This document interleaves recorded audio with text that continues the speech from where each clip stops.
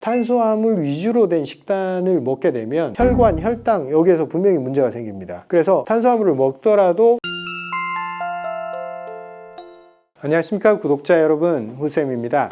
올해 1월 7일에 트럼프 행정부에서 미국 정부가 5년마다 식단 지침을 발표를 하는데 이번에 식단 지침이 상당히 획기적으로 바뀌었어요. 트럼프 행정부에서 마하라고 이름 지었어요. Make America Healthy Again. 기존에 미국 정부가 가지고 있던 식단에 대한 지침을 확 뒤집었어요.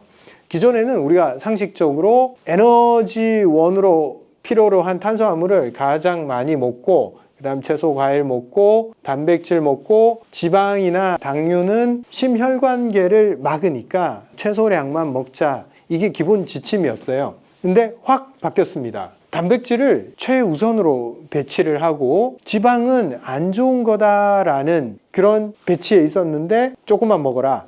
내 건강한 지방, 일반적인 고기에 있는 모든 종류의 지방들도 이건 자연적인 지방이니까 괜찮아, 그것도 많이 먹어야 돼 로 지침이 바뀌었고 탄수화물의 지위를 확 축소를 시켜버렸어요. 즉 심혈관 질환의 원인이 고기나 지방을 많이 먹어서가 아니고 쓸데없는 탄수화물을 많이 먹어서 문제가 생겼으니 탄수화물은 가급적 적게 먹어라, 그리고 먹으려면 통곡물 위주로 먹어라 라고 양 자체를 지침에서 많이 줄였고, 그 다음 인공당이나 가공식품, 가공육 이런 것들을 확 줄여버렸어요. 저는 일단 좀 더 괜찮은 방향이라고 생각을 합니다.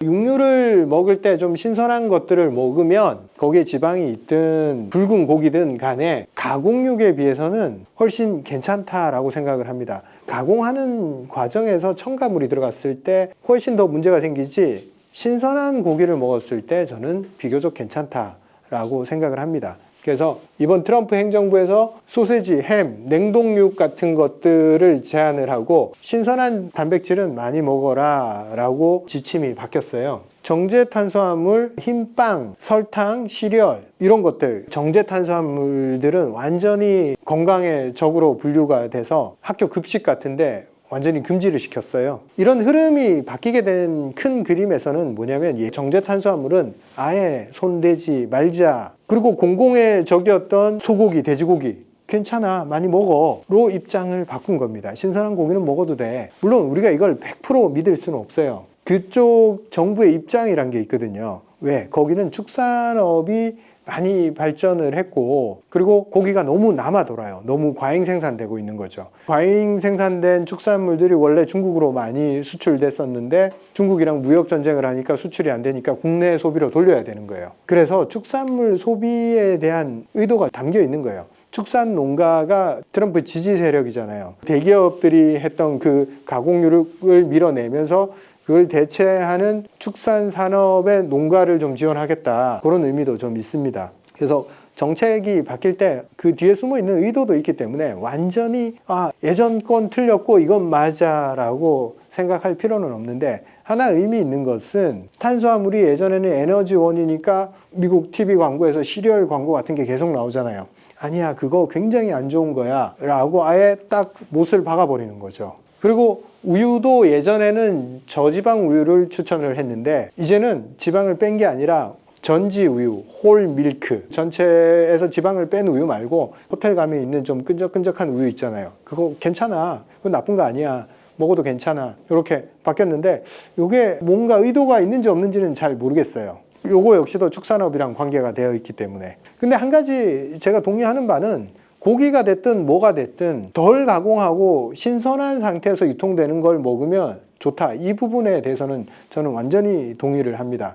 같은 고기를 먹어도 가공해서 오래 유통되고 보관된 그런 고기보다는 냉장육, 신선한 거, 그게 훨씬 더 문제를 덜 일으킨다. 몸에도 거부 반응이 덜하다. 신선도 자체가 미치는 영향이 크기 때문에 고기를 먹어도 조금 더 괜찮은 고기를 먹으면 괜찮다. 저도 환자들한테 음식에 대한 제한을 요즘은 많이 안 해요. 왜냐하면 잘 먹어야 되기 때문에.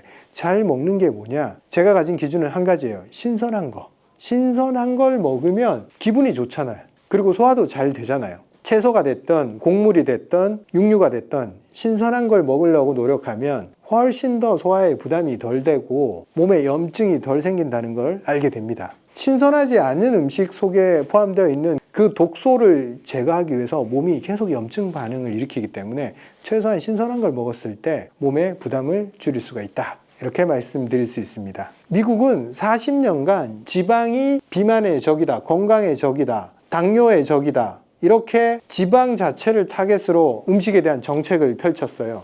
근데 결과가 어떻게 됐어요? 미국인 10명 중에 4명이 당뇨 혹은 당뇨 전 단계, 그리고 한 70%, 80%가 비만인 상태죠. 지방 못 먹게 해서 펫을 제한을 하면 펫 하지 않게 되겠지라고 생각을 했는데 웬걸 비만도 해결 못하고 성인병들은 더 높아지는 거예요. 그래서 그게 아니구나. 연구 결과도 그렇고 가공 탄수화물이 문제구나. 인공당, 설탕 이런 당류들이 문제구나 라고 인식을 바꾼 거죠. 요거는 맞는 얘기예요. 확실히 혈당을 움직이는 것은 지방이 아니고 당류, 탄수화물입니다. 그렇다고 해서 지금 미국 당국에서 얘기하는 것만큼 육류를 많이 먹어야 되냐?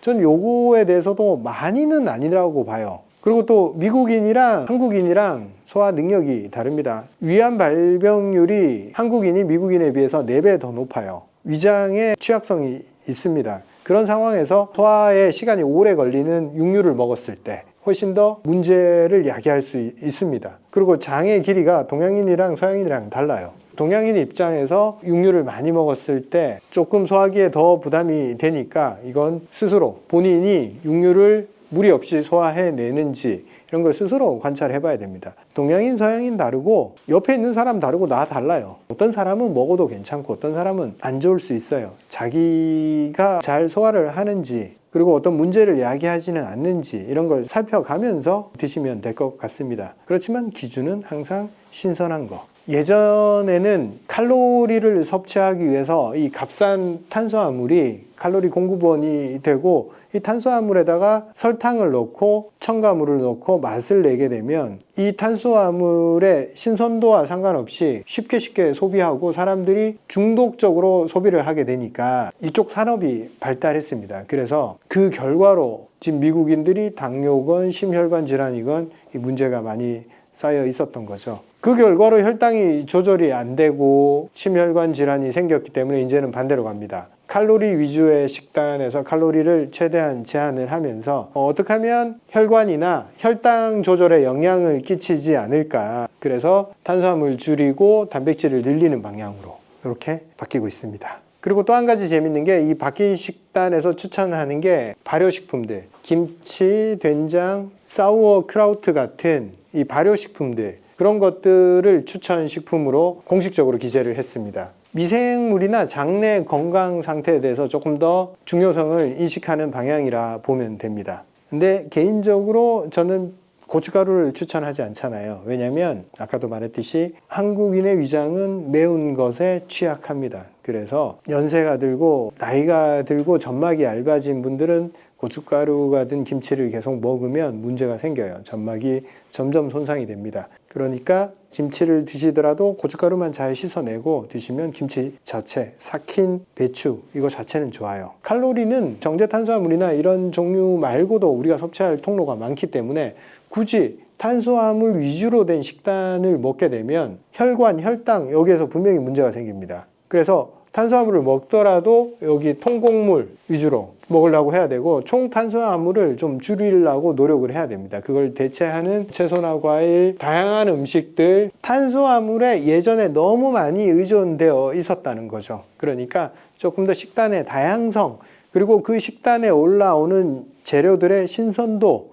여기에 초점을 맞추면 이 정책의 변화를 이해할 수 있을 거예요. 그리고 이런 정책이 발표됐다고 해서 이게 옳아라고 생각을 하면 안 됩니다. 정책은 분명히 허점이 있습니다. 그리고 의도가 숨어 있어요. 이때는 전쟁 직후여서 미국은 40년 동안 이 과잉 생산된 탄수화물을 어떻게든 처리해야 됐어요. 그리고 그런 시리얼이나 밀가루 음식들 그런 산업이 발달할 수밖에 없었고 그런 로비도 받아서 이런 것들을 권장을 했을 거예요, 당시에. 근데 지금은 이게 과연 국민 건강을 100% 위한 식단이냐 아니면 누군가의 로비를 받고 있냐 그걸 생각을 해보면서 받아들이는 게 좋겠습니다. 이것도 세월이 지나면 언젠가 비판을 받게 되어 있습니다. 그래서 누가 이런 정부가 옳다, 어떤 기관이 옳다 하는 것보다 자기 경험상 혹은 주변에 봤을 때 어떤 식단을 가진 사람이 건강한지 스스로의 판단력을 조금 더 우위에 두는 게 좋겠습니다. 감사합니다.